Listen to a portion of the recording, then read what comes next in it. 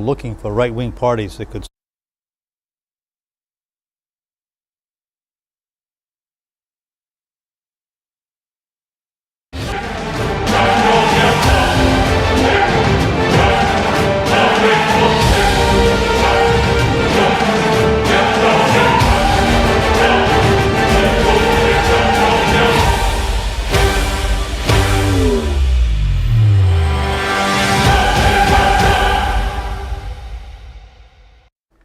Welcoming all our viewers to International Affairs, being broadcasted live from the SATV's Gulshan studio. Much more to discuss on this very program today. Before I begin the discussion, let me introduce my panel. Here in the studio, I have John Dalton, who is our international consultant, welcoming you on a Sunday to this very program. Good to see you, sir. Alongside, I will have on Zoom from Washington, District of Columbia, Norman Floyd Barnes. I want to begin the conversation with Norman. There is an update largely regarding Iran, which says Donald Trump, the U.S. president, has saying he has been largely negotiating this war and it is subject to a finalization. Of course, on the other side, when we talk about the U.S. president, a suspect was killed after opening fire near the White House. Of course, while the president was inside the house. I want to begin with Norman. How do you see this very small suspected gun violation near the White House as well as Iran? We know that the negotiations have been happening over the weekend. Of course, Pakistan's Field Marshal Asim Munir is actively in Tehran and about to understand where the new future lies regarding Iran as well as the Strait of Hormuz. I want to begin with you, Norman. What are some of the updates that are very important and that should be discussed? Greetings. Good morning. Sunday morning from Washington, D.C. Metropolitan area. Today, for me, the most important thing is this today is Memorial Day. This is a holiday weekend. They will extend through Monday.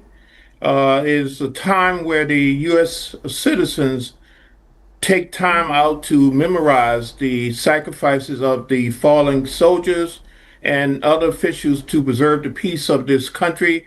And that is something that we take very serious. We celebrate with our family cookouts, family gatherings, whatever, but mostly is to acknowledge the losses that we have, the people who sacrifice, the soldiers, the military, the unsavory loss of life due to certain issues. We now have another issue, as you mentioned, a gunman yesterday, a known gunman who allegedly been stopped by the Secret Service before, attempted to pull out a weapon at 17 in Pennsylvania's checkpoint. And he started to pull out his weapon. I don't know if the details on whether or not he was able to get the shots off, but bystanders were hit by a gunshot. He was shot by the Secret Service, uniformed Secret Service, and bystanders was also shot.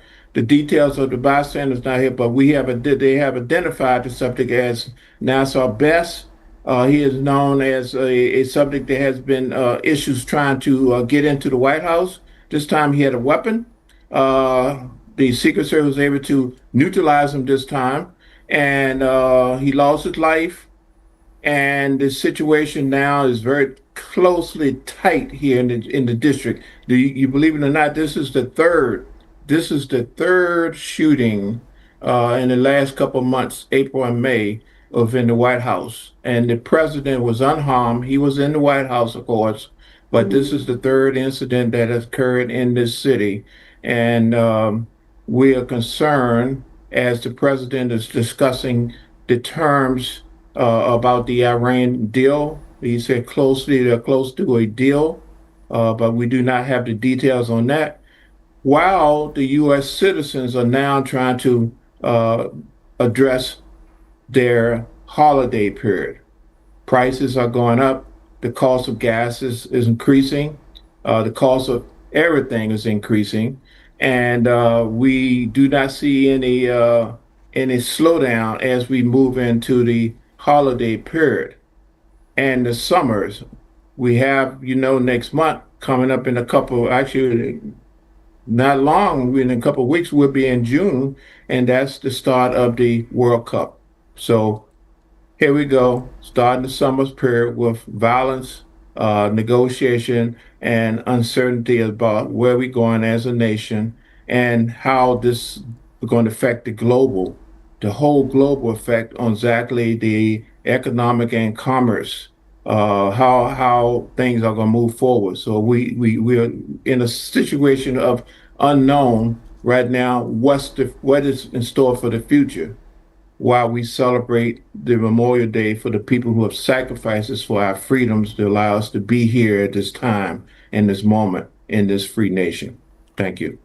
Excellent statements coming from Norman Floyd Barnes, especially regarding the lone shooter incident. Of course, the Secret Service has mentioned that the fire striking the suspect was transported to an area hospital where he was pronounced deceased. But coming to the studio with John Dalton, last Tuesday, if I'm not wrong, Donald Trump has held off on his suspected military strike on Iran, and this is due to the multiple nations in the Middle East calling Trump to halt this exercise before the Eid al-Adha festivities that we see coming in this week. I want to ask you, even now, there is uncertainty regarding two of these elements, one being the enriched uranium and how to get it removed from Iran. That is the one issue, and the other being the Strait of Hormuz, whether or not there shall be a toll implemented in this crucial waterway. It is important to understand that it will have effects on food security and stability for the entire world, because it is one of those placements where worldwide fertilizer exports are happening on a daily basis. It has been halted ever since the strikes as we started them in March 1st, 85th day as we speak in this studio. How do you see this? Will Donald Trump be holding out these such attacks? He is saying it is under negotiation as per the news report today. However, we are having a massive Muslim event happening just this week, pilgrimage to Mecca to understand the Eid al-Adha as well. So I want to get your know-hows. How do you see this? What are you expecting in the coming days? Well, I think that it's certainly shows some understanding about how you do not commence a war during the high holy day like Eid al-Adha, okay? So I think he'll hold off at the request of the Gulf states and at the request of Saudi Arabia. That's, otherwise it would be a huge risk for some of the pilgrims who were there if there were any kind of attack on military facilities in the area. So I think he's wise enough, he's going to stop doing that. I think that the Gulf, let's look at the Strait of Hormuz. The Strait of Hormuz was open before this war began, and you can't really claim it as a victory if the Strait of Hormuz is reopened. So I think Iran is absolutely correct when they said to Trump, this is none of your business. Okay, we've been operating this strait for a long time with Oman. These waterways are waterways that are relatively under our control. The goods that are coming through are from our area. So just, back off, buddy. You don't have any right to tell us how to operate the strait and not whether or not we're going to charge tolls. Right. Now, this will probably, if there is a toll, it's going to be totally secret behind. It's going to be negotiated by the insurers, by the insurance company, by the shippers. It's not going to be like you stop at the gate and pay somebody some money. This is all going to be baked into the cost of the shipping. Nobody's going to know about it. Iran will collect the money, maybe use it for reparations or for reconstruction. We don't know. But it would be just simply idle talk by Trump to say that you're not going to be able to charge tolls. It's entirely up to them what they do. It's their waterway. They're going to have control over it and how it's going to work. Trump, of course, exaggerates his role in all of this stuff. He stopped all the wars. He stopped the War of 1812. He stopped the War of Roses. He stopped the battle for Bathsheba in 0016. I mean, he's just a maniac about I'm doing all of this. So he needs to have some success story coming out of this that will justify his ego. So he may be able to say, well, if you charge these tolls, then the United States is not going to be willing to continue with the negotiations. But that's just bluster. Right. The enriched uranium question, we can go back to the JCPOA. You know, back in the day, 2015, there was a cap of like 3.65% of enriched uranium that was negotiated by the Obama administration. Russia agreed to take all of the uranium and bring it into Russia to be stored. But now it's at 60%. It can be easily upgraded to bomb quality, weapon quality range of 90%. And I think Iran is pretty much correct to say that, look, you cannot stop us from having a nuclear program. Right. You can stop us from having a nuclear bomb. So I think there'll be some negotiation that they'll cap at 60% maybe. And that would be a successful story that Trump could tell the world that, okay, I did this. But up to now, I think it's most of the message coming out of Iran is that what the United States is saying is not true, and most of what Trump is saying is exaggerated. So we'll have to wait a couple of more days to see exactly what will happen from this agreement, so-called. But the strait will be reopened. Uranium will somehow be dealt with, but not probably part of a nuclear accommodation. And overall, Iran has achieved sort of a very strategic victory in this war.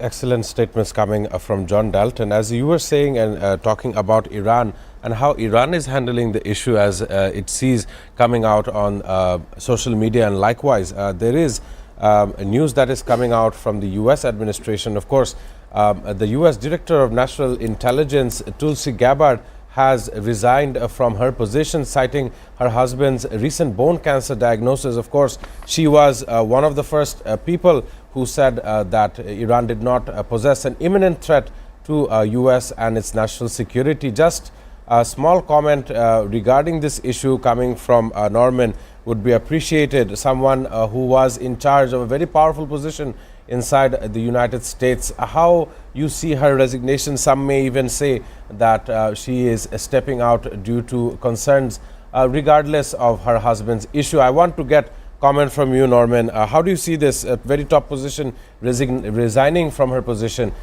It is important to understand what kind of data or what kind of knowledge she has before her sign off. She's going to be in office until the end of the month of June. June 30th will be her last working day. So I want to get a comment from you, her contributions to the administration in recent days. Norman. Yes, this is unfortunate that Secretary Gabbard is resigning, and hopefully she will, her and her husband, do well with his recovery and dealing with his illness. However, there's more to the story. The secretary has often discussed her indifference to the Trump administration on dealing with issues of intelligence, and her presence will be sorely missed.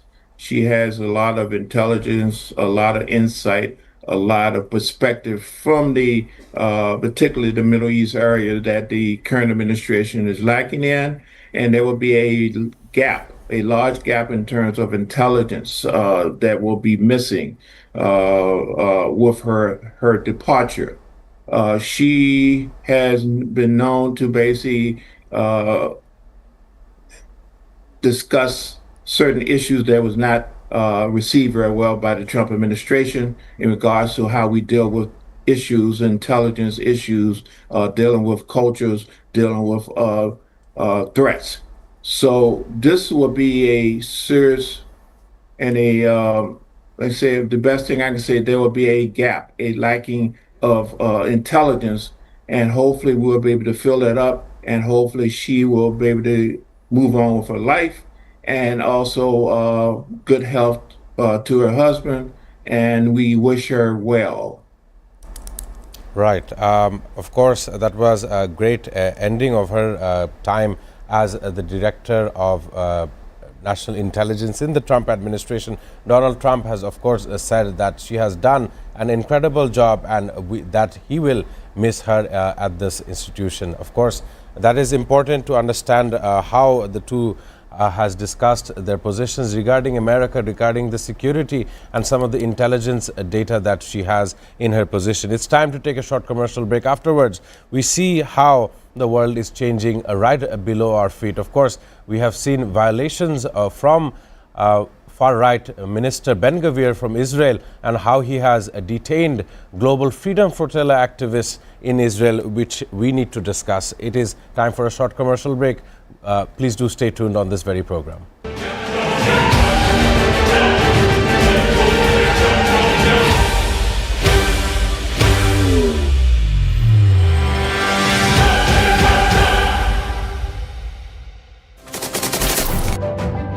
Hello and welcome to International Affairs, and my name is Shamsul Alam Pantha. I don't see an easy resolution to this because every slight deviation from the plan, opening an open war conflict with them, testing nuclear missiles, Russia's announcement of these supposedly successful testing, special and exclusive footage that is being played on SATV screen. Really coming to terms with Hamas. Damage estimated between this entire issue. President Trump is expected to hold bilateral talks. preserving biodiversity and tackling climate change. We cannot protect the planet before we negotiate peace. Where is it going? Is it understanding the needs of its people before the needs of this global world? For China to come to agreement, They will face better projects. With President Xi of China and President Lee of South Korea. Trump's White House that is in favor of these things. simply not enough action being taken to address the problem of fossil fuels. What their plan initially is towards the Caribbean, a place that has been met with two types of disasters. Bangladeshi students at the same level of opportunity internationally and domestically. International Affairs. Watch every Sunday to Thursday at 2 p.m. only on SATV and SATV Digital. Hello and welcome to International Affairs, and my name is Shamsul Alam Pantha. I don't see an easy resolution to this because every slight deviation from the plan, opening an open war conflict with them, Testing nuclear missiles. Russia's announcement of these supposedly successful testing, Special and exclusive footage that is being played on SATV screen. really coming to terms with Hamas. Damage estimated between this entire issue. President Trump is expected to hold bilateral talks. Preserving biodiversity and tackling climate change. We cannot protect the planet before we negotiate peace. Where is it going? Is it understanding the needs of its people before the needs of this global world? For China to come to agreement, They will face better projects. With President Xi of China and President Lee of South Korea. Trump's White House that is in favor of these things. simply not enough action being taken to address the problem of fossil fuels. What their plan initially is towards the Caribbean, a place that has been met with two types of disasters. Bangladeshi students at the same level of opportunity internationally and domestically.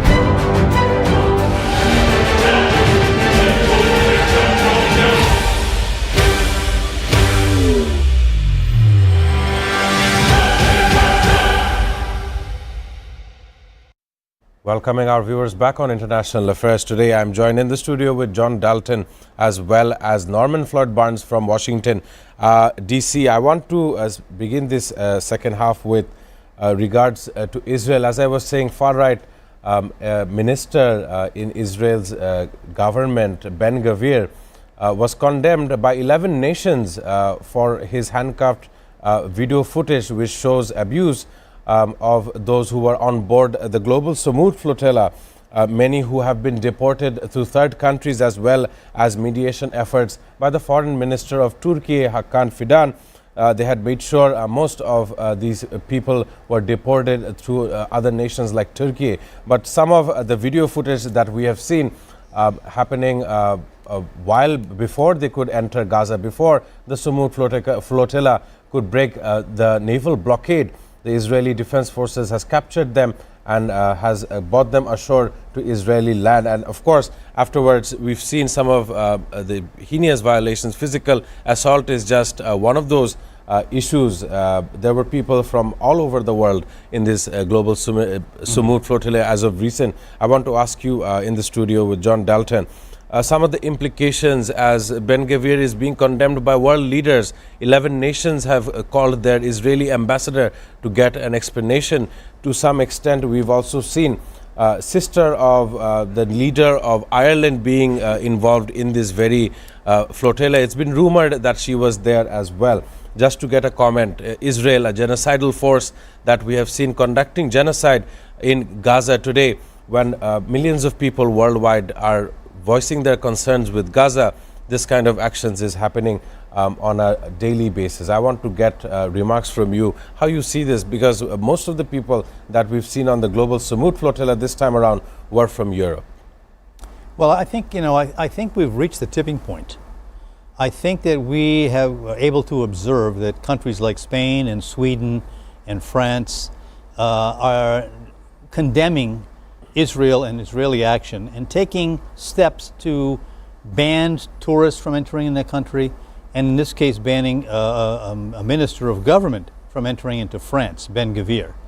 Ben-Gvir and 4 other individuals in the Israeli government, Smotrich, Ben-Gvir, Herzog, Katz, and Netanyahu, are wildly right-wing, anti-immigrant, anti-Palestinian, from the rivers to from the Euphrates to the Nile people who believe that Israel has a right to all of the land in the Middle East, and they are just vicious in attacking Palestinians. In fact, there's 1,200 Palestinians have been killed in the West Bank. While we were all keeping a watch on Gaza, they were like killing the settlers and removing them from their land and burning their olive groves.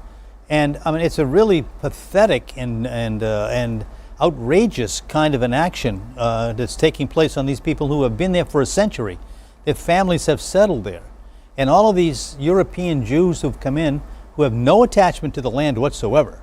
I mean, these guys are from like Russia and Poland and Estonia and the Bronx in New York. They don't have any kind of deep-seated attachment as Israelis to the land.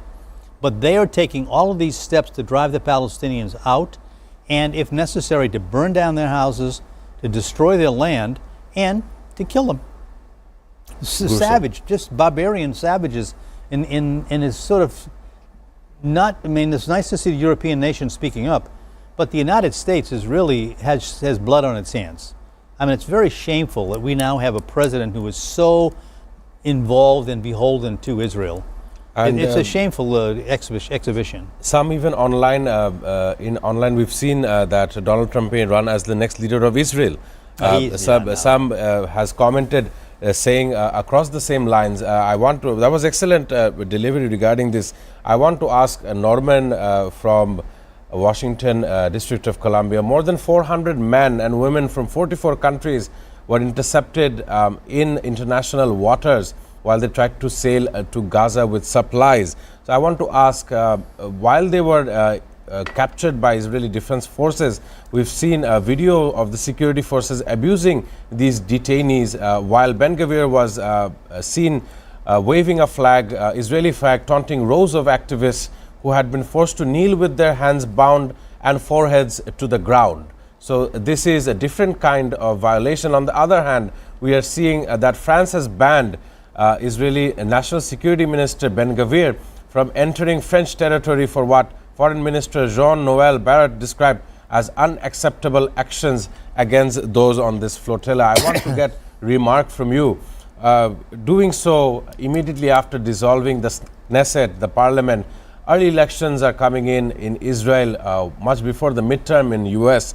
I want to ask you how you felt about this global condemnation regarding Ben-Gvir in a broader context regarding Israel as they break international law in international seas. The comments will be helpful regarding this matter. Norman. Yes, the question should be, how has the world allowed Israel to do this? Who is Israel accountable for?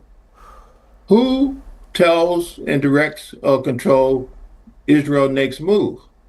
The 400 people who was on the flotilla attempting to provide relief to the Palestinian people, now referred to as going to be refugees, is 400 more eyes to show the world exactly the devastation that is going on under this government regime, I call it now, this government, Israel, in regards to the Palestinian issue, in regards to the land grab situation for the region. This is very clear that they do not want additional eyes in to see exactly to know the extent of the devastation. I reflect back to when the Allies went into the concentration camp and what they saw and what was exposed to the world. And people were saying, oh, we didn't know. Well, now with technology, once the people get in there and start seeing exactly what the conditions are, the world will have a totally different view exactly on this mission that Israel is doing, and it will be isolated. It will be condemned, and no one will really want to work with this type of government that will do this to other people. So we know what's going on. It's a cover up. It's a time to avoid and delay because someone at some time will have to answer to this. Once the information is out there, the world will not be able to tolerate, in my words, digest what Israel is doing to this region, doing to the people, and how they are allowed and not being suppressed by anyone. In some cases, encouraged by the government of the United States to move on with this. So the question is why, how, and who is going to hold them accountable. Right, and accountability seems to be the world theme of this year. How far leaders are accountable for their actions, which sometimes lead to vast loss of human life and in general conditions for human life to take place. And that is my next question towards John Dalton. We were talking about Israel. Norman was implicating how accountable leaders may be for their actions and how unknowingly so Israel is seen violating some of the very basic norms and rules of human life. On the other side, if you look at the Caribbean, we see Venezuela being an example. Another nation in the Caribbean, an island nation, Cuba, seems to be the one that is facing day-to-day troubles with energy. In some reports, it indicates that they only have 4 hours of electricity a day. And of course, it is affecting the entire island-wide nation. As their leader gets indicted by the US, a 94-year-old leader, Raul Castro, as if I'm not wrong. Not only so, there are news coming out of Cuba. The Foreign Minister Bruno Rodriguez accused the US Secretary of State Marco Rubio for provoking escalation and towards military confrontation with the island as of recent, while Marco Rubio is in India. But that is later. I want to get a know-how regarding Cuba, a nation that we are actively seeing observing blackouts as of recent. Yeah. Well, let's go back to that. The United States claiming to control all of the Western Hemisphere. This is the Monroe Doctrine, the Donroe Doctrine. So Cuba was included in that. Cuba is a communist country, and but it's an itty-bitty place. I mean, it's no threat to the United States in any way, shape, or form. And Raul Castro, 94 years old, was the leader of the country at a time when 2 private planes were shot down for trying to engage in activities over Cuban airspace. This was 20 years ago. Right. And so it's just show trial. It's a sort of the kind of stuff that Chinese communism used to do in the past. It's like totally irrelevant. But there's, the fundamentally is a cruelty involved in sort of like Rubio, a Cuban refugee. His parents came from Cuba. They moved to Florida. He has established, of course, he's a U.S. citizen. But the idea would be that Rubio would himself take over the supervision of the transformation of Cuba from this communist regime into something which was more amenable to Donald Trump and his rich investors. And Trump sees this as a real investment opportunity Right. You know, in 1961, when Castro took over, I mean, they drove out Fulgencio Bautista and all of the United States gambling enterprises which had existed in Cuba. Havana was a place which was like a sort of a wild gambling and Hollywood show kind of a place. And so now the people are trying to get those rights back, trying to go to court to claim that they need all this money back. So this is all part of a long-term play, although I hope that Trump doesn't have much of a long-term. But this is kind of a play to try to like regain some of the riches that existed in Cuba, to support American businesses there, to give Rubio the chance to sort of like return to his homeland and sort of conquering hero, tell everybody what they have to do.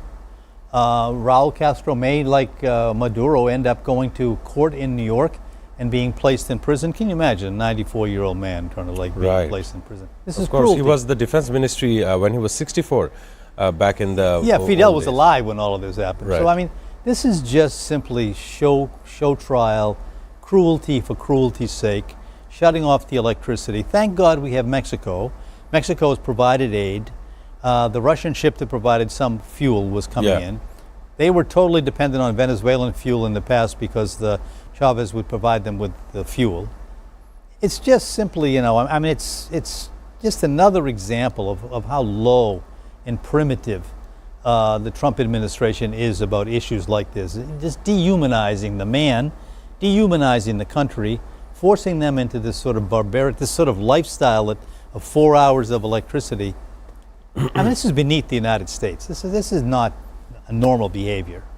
Quite literally stating that it is un-American, as I take it out from... Totally un-American. As I take it out from your statement. Important as we understand what Secretary Rubio is saying regarding Cuba. Of course, he says that Cuba is a threat to U.S.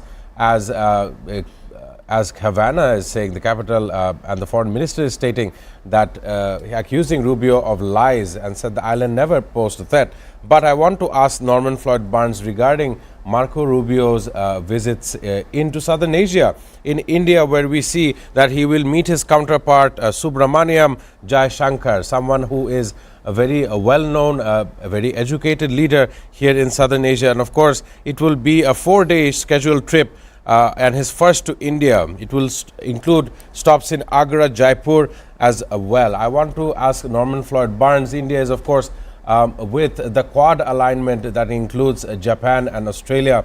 Just to ask you how you see these visits of the U.S. and, of course, mending the Modi and the U.S. Donald Trump's ties in understanding some of the economic wins that the two nations can, of course, achieve. Let alone we have China in the very corridor of this argument as well. How the future of manufacturing will lie, that is what I wanted to ask you. Norman, how do you see Rubio's visit in New Delhi? Thank you for the question. Secretary Rubio is a messenger for the Trump administration, particularly the president. You can understand his mentality on basically how he's dealing with the issue in Cuba. So dealing with other countries, the goal is to push, to promote, and to carry out the mission of the United States current administration to create transitional opportunities where the government can enrich themselves, enrich the dollar, to enrich the Trump administration, and to set up infrastructure deals that last. As you know, infrastructure deals are deals that last over 30 years. These deals will proceed once set. They will proceed the next two administrations that comes in, at least the minimum, if they both serve eight-year terms. So these times and these meetings that he's doing is setting up deals for the future and the promotion of the Trump administration and how they will continue with their quest for prosperity as they leave the office. So everything is setting up for the future. Is not anything that's going to affect what we see today, but these are deals that the new administration coming will be find very hard to undo because they are now become part of their government record and part of the development, and it will create a situation where control will proceed even after the Trump administration is out. They will have continuation and they will have dominance over the next 30 years plus. So my point is they're making deals for the future. Right. Excellent statement as well. I want to also pass it on to John Dalton. I believe you had something very important Well, I want to to add just build on what Norman had to say. This is neo-colonialism for sure. Yes. This is reverting back to the mercantilism that existed way back in the day, where everything was based upon, the relationship was totally based upon the resources you could extract from a country, the trade you could have with a country, the kind of investment you can make in a country that, as Norman said, if its infrastructure lasts for 30, 40 years.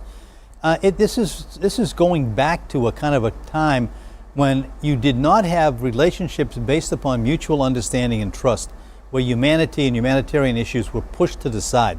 Right. This is plain, simple, money-driven politics. This is mercantilism. This is neo-colonialism, and it's sad to see. It's sad to see that it's accepted as American policy that this is all about the money. You go to Venezuela, give me the oil. Right. I want the oil. Come on. You go some other place, give me this. I want these precious metals. Everything that's done is about claiming the resources as the old colonial powers tried to do. Right. It's sad to see.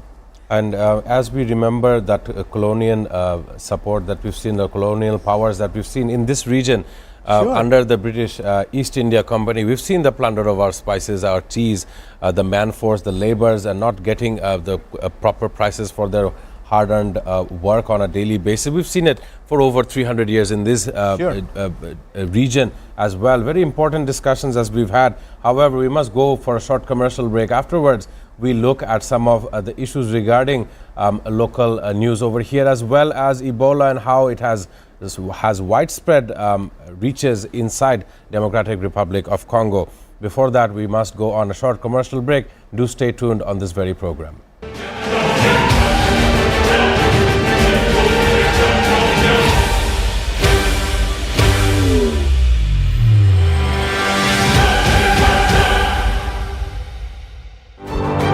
International Affairs. Watch every Sunday to Thursday at 2 p.m. only on SATV and SATV Digital.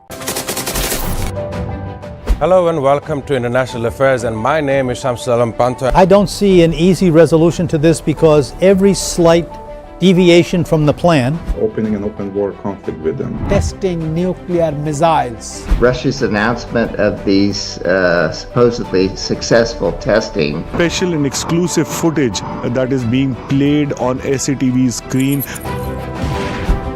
Really coming to terms with Hamas. Damage estimated between this entire issue. President Trump is expected to hold bilateral talks preserving biodiversity and tackling climate change. We cannot protect the planet before we negotiate peace. Where is it going? Is it understanding the needs of its people before the needs of this global world? For China to come to agreement, They will face better projects. with President Xi of China and President Lee of South Korea. Trump's White House that is in favor of these things. simply not enough action being taken to address the problem of fossil fuels. What their plan initially is towards the Caribbean, a place that has been met with two types of disasters. Bangladeshi students at the same level of opportunity internationally and domestically. International Affairs. Watch every Sunday to Thursday at 2 p.m. only on SATV and SATV Digital. Hello and welcome to International Affairs, and my name is Shamsuddin Pantha. I don't see an easy resolution to this because every slight deviation from the plan, Opening an open war conflict with them. Testing nuclear missiles, Russia's announcement of these supposedly successful testing, Special and exclusive footage that is being played on SATV's screen. really coming to terms with Hamas. Damage estimated between this entire issue. President Trump is expected to hold bilateral talks. Preserving biodiversity and tackling climate change. We cannot protect the planet before we negotiate peace. Where is it going? Is it understanding the needs of its people before the needs of this global world? For China to come to agreement, They will face better projects. With President Xi of China and President Lee of South Korea. Trump's White House that is in favor of these things. Simply.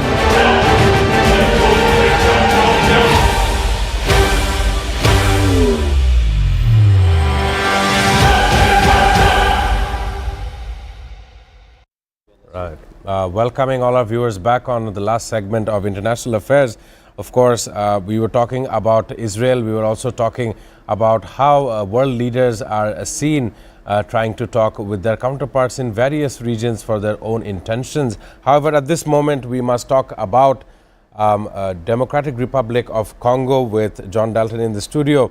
Red Cross volunteers die from suspected Ebola while treating those with this very deadly disease. I believe that the official number is 170 suspected deaths and 700 suspected cases that are still continuing.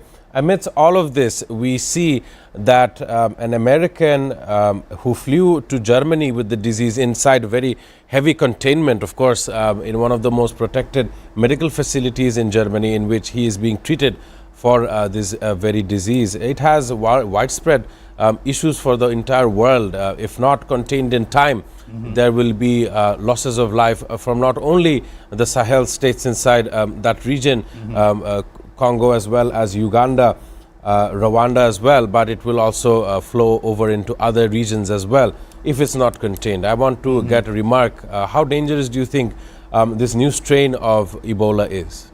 Well, it's very, very, very, very dangerous because it's highly contagious. It's transmitted, it's not airborne, so that's a good thing. But at any close association or contact with an affected person and a non-infected person, it's transmitted like that, okay? Blood, sweat, urine, semen, anything like that will be able to transmit that virus from one person to another person. And it's a hemorrhagic virus. So what happens is that if you contract it, and your organs will explode inside you when you die. And therefore, anybody who's involved in the funerary procedures of burying that person, unless they're protected by hazmat kind of equipment, it passes on to them. So many of the funeral people who are involved in burying these people, they are clearly at risk, which is why the Red Cross kind of person may well have been affected by it. I've been in Ebola situations in Liberia and in Congo, and it is a very scary thing. I mean, people need to take really attention to this. It takes a massive public health response. The United States, when it happened in Ebola in Liberia, the United States, Obama was the president, and he dispatched the military. You know, the United States military went into Liberia, set up field hospitals, and made sure that the Ebola did not get out of that country. It was contained. Right. This situation now, we don't have that capability. We don't have the ability to quickly respond, and I don't think that Mr. Donald Trump would care that if it's happening in Africa, it's like, well, so what? I mean, he's an avowed racist, so why would he care? So I think it's, this country, we need to be well aware of anybody who is traveling into the country who initiated their flight in Uganda or in Kenya or any place in East Africa, that they come through the Middle East and then they land here. We need to put up the fences very, very quickly to prevent any Ebola from entering this situation. You saw what happened with measles.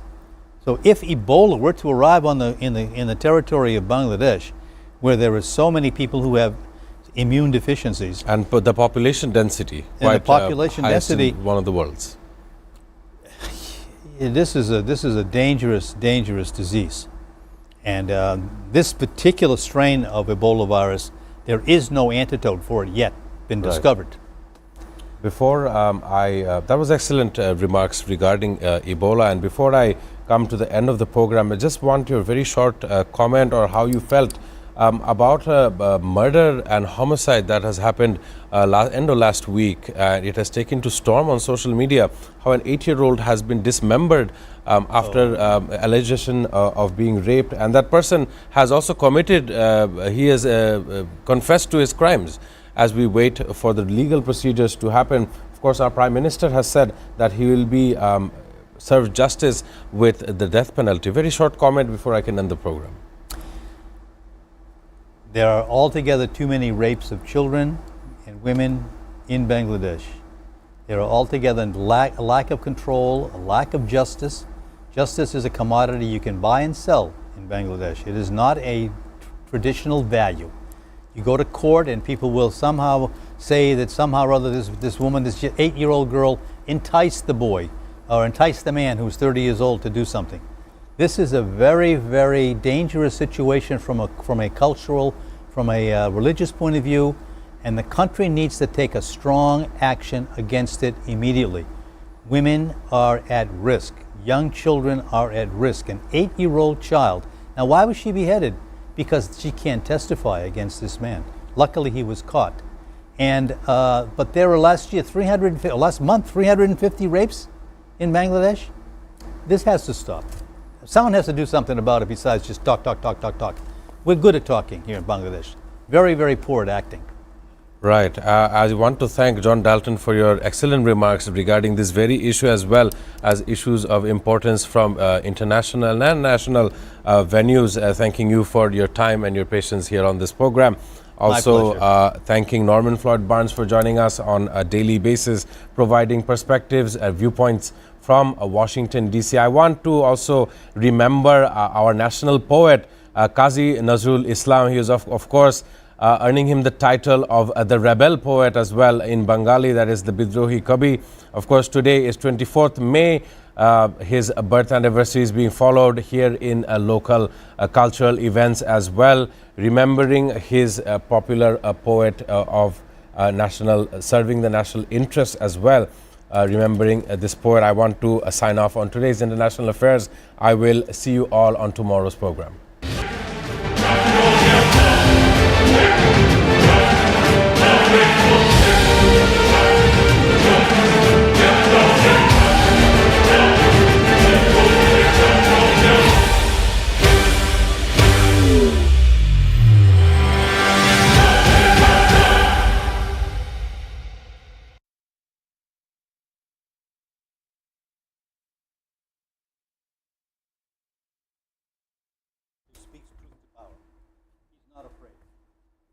I mean, especially if you lived in India as a fugitive.